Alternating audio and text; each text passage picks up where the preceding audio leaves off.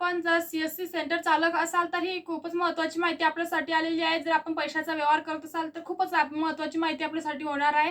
तर मित्रांनो, आपण जर EPS किंवा DigiPay हे ॲपद्वारे पैसे काढत असाल तर आपल्यासाठी खूप महत्त्वाची माहिती आहे. तर मित्रांनो, आपण अगोदर बघितल्याप्रमाणे आपण अगोदरची जी पद्धत होती ती आपण 5,000 असो, 10,000 असो किंवा 15,000 असो हे एकोएकीच सर्वांना फक्त थंबद्वारे किंवा आधार कार्डद्वारे आपण त्यांना थंबद्वारे पैसे काढून देत होतो. परंतु आता ही पद्धत अतिशय बदललेली आहे. तर मित्रांनो, आपल्याला जर 5,000 वरती कोणतीही रक्कम काढायची असेल तर आपल्याला जो ग्राहक पैसे काढण्यासाठी आलेला आहे त्याच्यासोबत आधार कार्डला जो मोबाईल नंबर लिंक आहे असा मोबाईल नंबर त्यांच्यासोबत असणे खूप गरजेचे आहे.